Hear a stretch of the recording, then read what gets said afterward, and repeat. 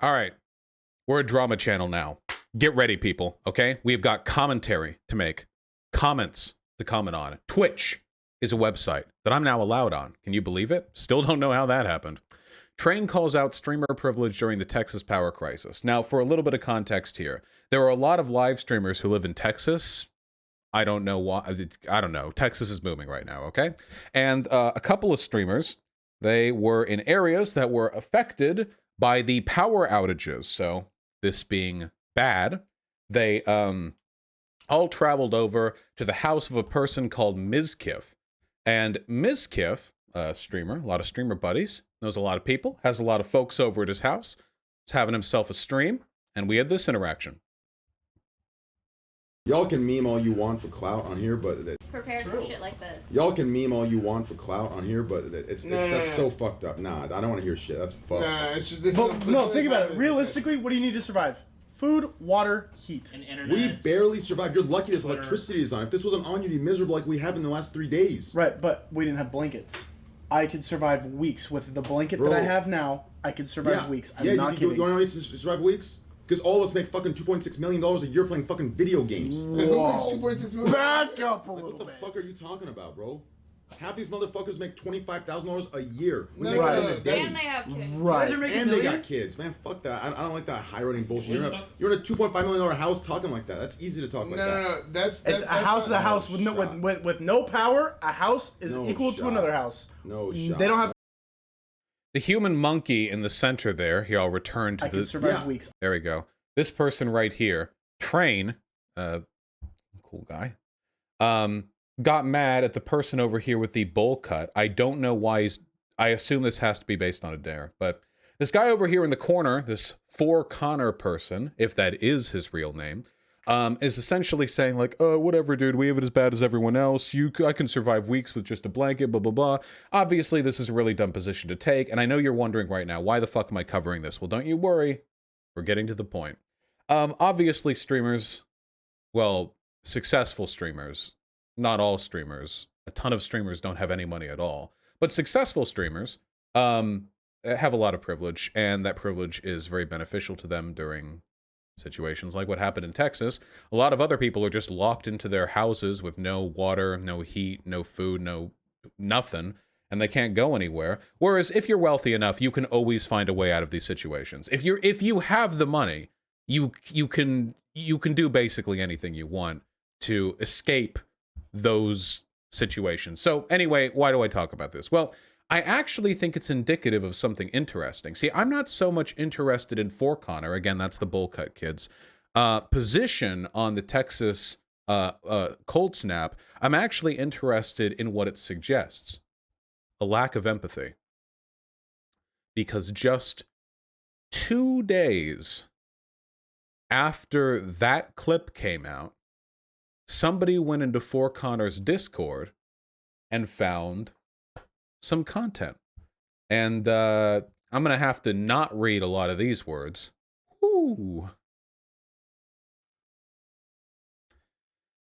I can't imagine being openly racist. Like, what benefits does it have? Not offended by the use of N-word. I am offended by the use of N-word hard R. They see me hiling. They see me nining. Apparently, he is the Confederate flag painted on one of the walls of his house, which is interesting. That's definitely an aesthetic choice. Oh, sorry, it was E-Rob's Discord, not 4Conner's. My apologies. I'm just going to kind of scroll through these quickly. Yeah. Wait, is this not the Confederate flag? Oh, wait, no, it's not the Confederate flag. I'm so sorry. Hold on. My bad.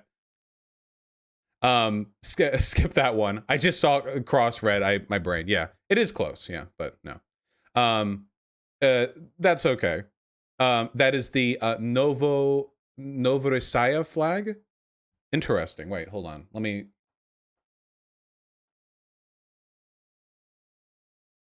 Confederation in Russia? Is that what we're talking about right now?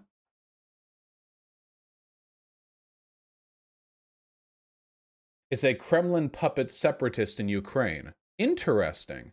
Oh, wait, hold on. I like learning. Proposed Confederacy of the Donetsk People Republic and the Donets Confederacy anti-terrorist operation zone. I'm going to assume, I'm going to contextually assume that this is some fast shit. I'm going to assume this is some fast shit. The name of a territory in the Russian Empire. So would this be like some like Russian return to tradition type thing? You know what I mean? That would be a guess of mine. Yeah. Interesting. I think it's just a fucked up Confederate flag. No. Well, I just saw the crossbars. Maybe he just didn't know how to paint the Confederate flag, but you know. It's a Russian colonized the Ukraine kind of thing. Gotcha. Okay, well here, well we can scroll through a little bit more. Should I call Zelta a dirty rat Jew? Dirty Jew, filthy rat Jew. This is what 4Conner said. It load 21 more images. Look, I genuinely don't know how much I can show here without getting banned myself. It was really bad. Okay, it was like really bad. And hold on. Okay, the reason why I'm going over this, it was when Russia originally invaded the Ukraine. Originally, the flag is a Russian Navy flag. Oh, gotcha. Okay, so essentially, autocratic Putinist Russians crushing Ukrainian separate. Okay, gotcha. So anyway, the point that I'm getting at through these images is that it's not like edgy jokes. Because that's always the distinction, right? Okay? If you look through some of the shit that I said when I was 13 or 14, not that 4Conner is 13 or 14 when he sent these messages, by the way. These are from 2019. But if you could look through the dumb shit that I was saying back in early high school, like, okay, cancel me, officer, take me away, whatever. But if you look through the jokes that I made, they really did have an attempt at like a punchline. Like they really did seem like they were derivative of some kind of edgy nihilism that wasn't some underlying expression of genuine hatred. This log opens with, I can't imagine being openly racist. A lot of people don't realize this is how racists think. A lot of very low IQ people be like, racism, well, they can't be, dude, they don't like act racist.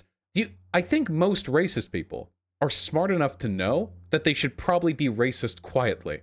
That's the whole point of shaming racism socially. It's that the racists that remain have to be quiet about it. And sometimes there are negatives to that because it can be harder to suss out the imposters, Amogus, who actually are racist because all of them are encouraged to be quiet, but there's also the benefit of people not being loudly racist all the time. So you have all those things. The point is, and you can look at the full 4Conner logs if you really want to, but the point is, there aren't really jokes here. Or if there are jokes, the joke is that black people and Jewish people and brown people are worse than white people. That's the only joke that's there. I try to give credit when I feel people are being edgy. Because as somebody who used to be, and in some ways still is, pretty edgy himself, I don't like the idea of assigning genuine racial malice to people when they're engaging in behavior that I know I could have engaged in with maybe just a little bit of a different upbringing without any change in my actual opinion of minority groups. But this is very well beyond that. Vosh, is your point that it was predictable that he's a racist given his apathy to the Texas power outage? No, there are plenty of unempathetic people who are not super duper fucking racist. That is not the point that I'm trying to get here. The point that I'm trying to get here is that I think a lack of empathy tends to be holistic. I think that if a person lacks empathy, they tend to do it broadly. You guys think it's a coincidence that conservatives tend to be far more racist and they also tend to be far more contemptuous of the poor? Like, that's not... Now, there are some people who are contemptuous of the poor, but are also super cool with minorities, and vice versa, but these things tend to overlap pretty hard. I think that at the end of the day, we rely on human beings having a fundamental ability to relate to the experiences of others. The inability to do so, depending on how far along it gets, can be considered like a mental disorder, antisocial personality disorder, or I think that's the current nomenclature in the DSM-5, I think. Right? It's APD. Yeah. It used to be sociopathy and psychopathy, but now it's just antisocial personality disorder. We rely on people being able to empathize with others. This is why I think you should cover the Maximilian Muss thing. The only thing I heard about the Maximilian Muss thing was apparently like the Discord he has is full of pedophiles or something. That's the only thing that I heard. And he got like banned or something. I don't know. He like deleted his channel or something like that. What am I misremembering this? Did something happen there? He forced somebody to eat shit. Okay. Just watch Critical's video. Well, okay. Well, wait. Maybe we'll watch that on stream. I love getting caught up. He's absolute bottom of the barrel. Yeah, apparently he had 1.5 million subs as well. YouTube really does. Honestly, I'm gonna be social media really does promote deranged sociopaths. It really does. Just narcissistic monsters. Okay. I genuinely believe that. The social media like promotes the war, not just at this level either, but if you go all the way up, I don't know, like Jake Paul or whatever, like however far up the ladder you want to go, it really seems like it promotes just some of the worst, most toxic people. Not you though, right? Not me though, of course. Are you trying to tell us something? Yeah. Was the no commentaire thing part of your inside joke to mispronounce French words? Yeah, inside joke. French, deliberate mispronunciation. Anyway, now we have the fallout. We're not talking about Max right now. Chief, please. It's not who I am. It is who I was, right? I was never racist. I was never transphobic. I was never homophobic, right? It was all in my head. It was all jokes.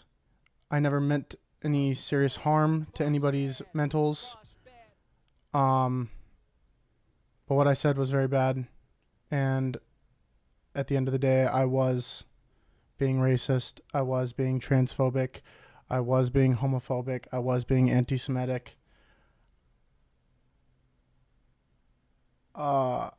And it's hard for me to associate myself with that because I know how I feel. Absolute bullshit. Of course, obviously. At least he owns it. He doesn't own shit here. See, here's the problem with saying, imagine being openly racist. You know? No, fuck you, Vosh. I was literally like this. Then you were racist, my dude. The jokes that he was posting. By the way, he said this isn't me. That shit was from like a year ago. Okay, like a year and a half ago. And it continued for like a long stretch too. Not just like a single day of hard vibing. The problem with this is that, again, like, the reason why we're concerned about whether or not people are covertly racist is twofold. First of all, we don't know if they're doing anything to subtly influence their audience into being racist themselves. And second of all, we just don't want to support people who we think are covering for those ideas. Generally speaking, you want to make sure that the people you support are decent people. That's why people's thoughts are important. Now, consequentially, hypothetically, what a person thinks doesn't necessarily have to have anything to do with what they do. Hypothetically, it's entirely possible for a person to be internally racist, but like they live their entire lives completely non-racist. That's hypothetically possible. Practicality, though, like practically speaking, that just doesn't happen. This affects people's behavior. And it did affect his behavior because he typed that stuff in a Discord. Vosh, has he been dog whistling on his stream? I don't think he's been dog whistling necessarily, and I'm not exactly a 4Conner fan. But the problem that I have with this is the idea that what he did can trip into the reasonable territory of just a joke. That's the problem that I have. Now, it's possible that he was. Again, I'm not like scanning his content. So can he not do better then? It's not that he can't not do better. It's that he destroyed any ability for any of his apologies to be taken seriously when he essentially said, imagine being openly racist.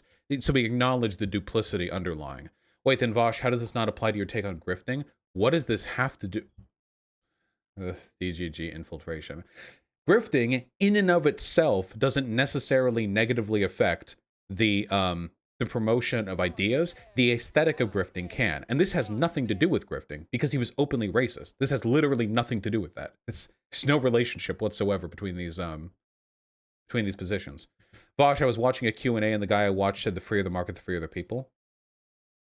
Wait, not even for Robber? You're just, 4Conner, you're just telling me this about some other random person? Like, just some completely separate individual you're just informing me? What? I only read your message. I assume you were going to talk about 4Conner. Bruh, he literally had a meme where a guy was pointing a gun at a naked black child. Yeah. Like, I don't even know.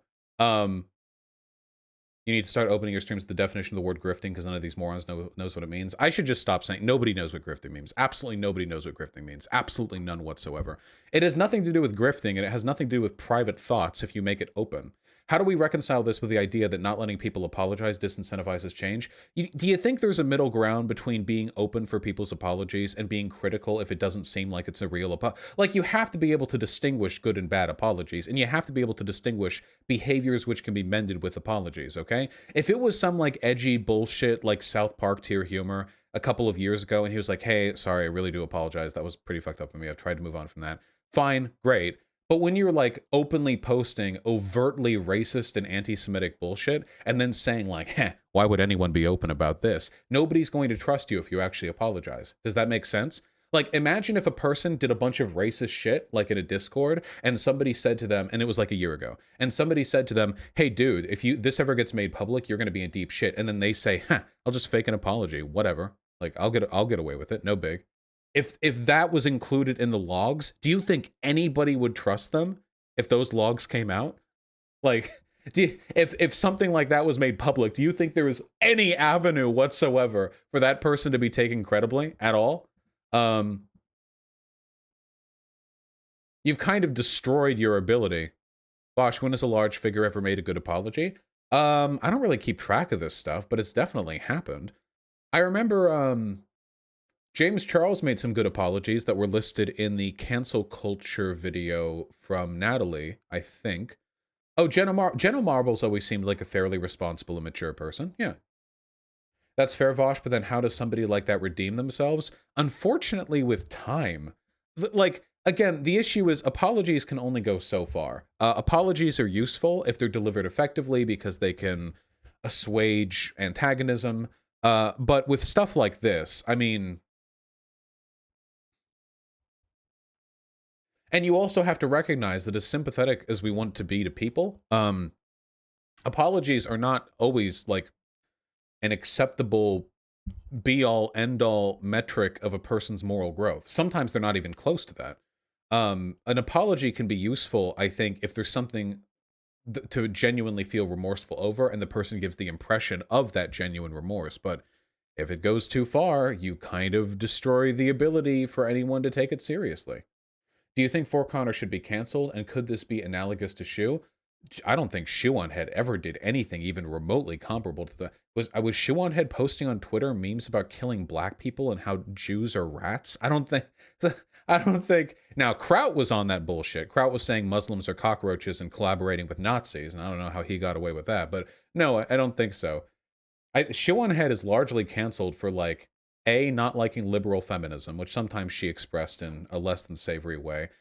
B, being friends with old skeptic crew types, which she now seems to openly despise. And did I say A and then C? Then third point, whether that be B or D, depending on the line that I've gone with. Like a couple of things that looked really, really bad that she's apologized for extensively. And I think the apologies are important there. I'll say this much. If Shiwan had never apologized for any of her old behavior, I probably wouldn't be friends with her. I think the apology is important because it also shows humility. Humility is really, really, really important. Oh yeah, she also gets canceled for being friends with me. That's the main thing, honestly. Humility is really, really important because if you're unwilling to apologize, it makes it look like you don't even care enough about other people's feelings to back off the positions that you're being canceled for.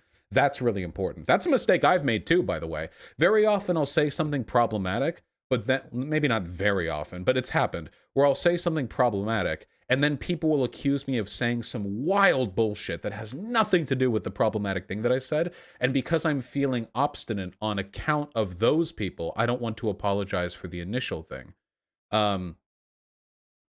you know? Yeah, very often, how, whatever.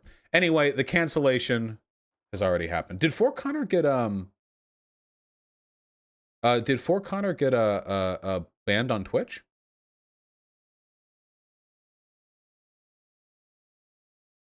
You inform your dumb fuck Chad the 100th time that she was brought over tens of thousands of left isn't a harm to the cause. People can have their opinions on Shu whatever they want. The only thing that bothers me is if they lie, which sometimes people do and sometimes they don't. But that's the standard that I hold other people to me with as well. So wait, did he get banned? Hold on. 4Conner ban. Let me see.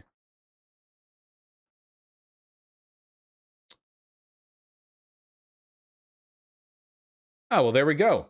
Twitch streamer 4Conner quits platform after racist message leak. Has since quit Twitch and Twitter after racist, transphobic, and homophobic messages he sent a Discord channel emerged. And then, of course, we have all this fine content. Oh, yeah, Miskiff removed him from the house, too. 4Conner over the past few years. And I am going to let you know that I have made the decision myself. I've talked about it to Connor. And Connor is no longer allowed at my house ever again. Damn. Well, now, interestingly enough, yeah, it's pretty out there. Interesting. By the way, if I had a person at my house, because I think they were part of the same streamer house, but I think that if I had somebody at my house and shit like that was leaked of them, I wouldn't want to see them ever again either. Jesus Christ. Not even just for an optics thing, but like, fuck me, dude. If I was like friendly with somebody and then logs like that dropped, yeesh. When you're a public figure, you just get held to a slightly higher standard when it comes to the behavior that you have to engage in and the public backlash that you'll receive. Flasha said some insane stuff. Well, hopefully you weren't a streamer at the time, huh? Would you be friends with a Trump supporter? If they were cool, but usually they're not cool, so. All right, there we go. Is apologizing pandering to other people's hurt feelings? If so, what about those feelings are unjustified? Huh? I don't think apologizing is bad. I'm not sure what you mean necessarily. When are we getting a lefty streamer house? A lefty streamer house would self-destruct within 3 weeks. Never make a lefty streamer house. Please God. There is literally no way that would ever last any length of time. The point that I'm trying to get is, if there's any message to be, there are two things that I want to talk about here that I think we've already talked about, but let's wrap it up for the class, okay? First of all, the logs are super bad, and you need to be able to distinguish between edgy bullshit and like actual underlying bigotry. I don't even think it was underlying here. When you're saying, when the memes like that, we didn't even see 2/3 of them. We can look at more of them, I guess. I feel like some of the people in chat were still like dismissing it as edgy shit. If this is just edgy to you, then I have no fucking idea. Let's see. We have, so here, I'll just describe them to you, okay? Caught this pic of Joha at TwitchCon flashing his teeth, and then it's a monkey with their mouth open. I'm going to assume this Joha person is black. Referring to a bunch of people by the N-word, referring to trans people by the T-slur, the C-slur. No, not the other one. Some of these slurs are like outdated, dude. I think I'd hear this shit from like my great-grandpa or whatever. Talking about how the Aryan race is the best race, gonna kill black people. Making jokes about black people being dumb.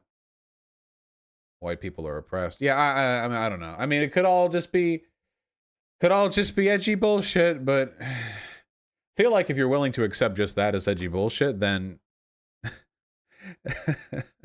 then probably nothing's racist. Like, once that's just edgy bullshit, then you would have to say like, oh damn, dude, he was just wearing a Klan hood as a joke. It's an aesthetic. Did he literally say he hates black people though? I think he literally does in here, but yeah.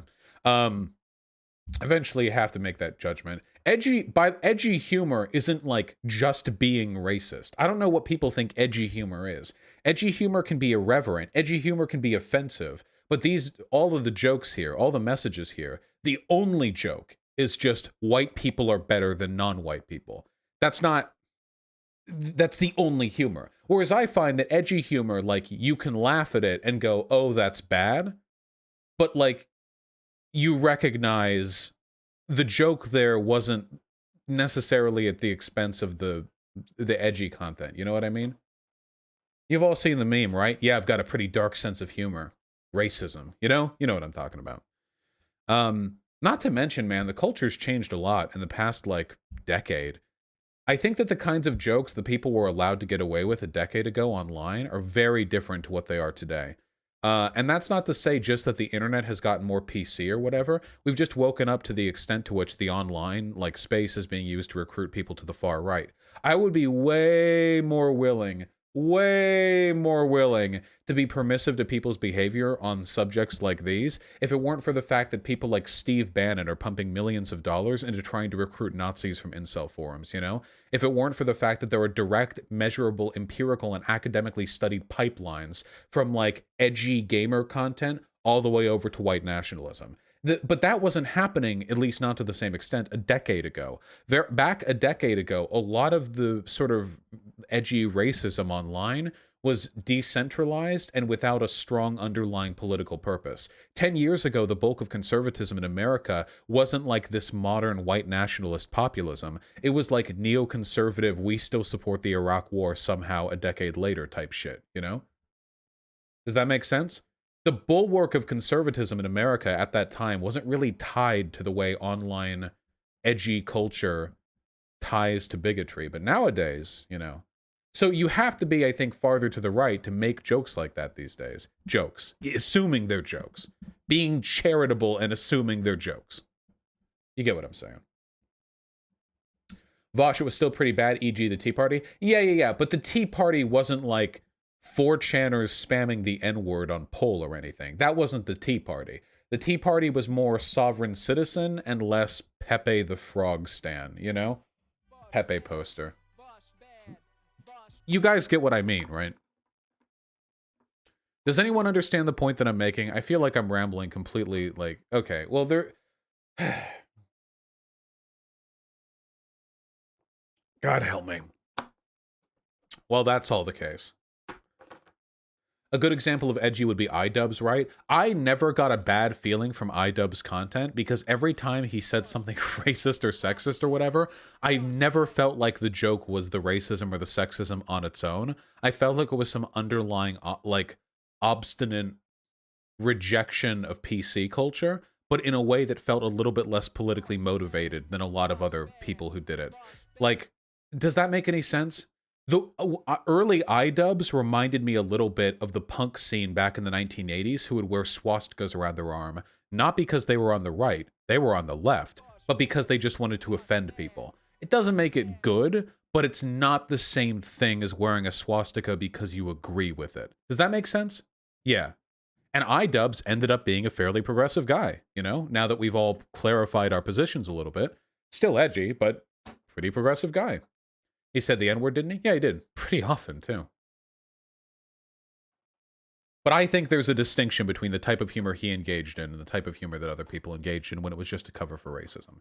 Anyway, the long and short of it is that a lack of empathy is transpositional, and it seems like people who lack empathy in one department are likely to lack it in others. That's probably something we should broadly address. People who are, like, categorically unempathetic to people who are less fortunate than them probably aren't going to be great allies in the fight against racism. You know what I'm talking about.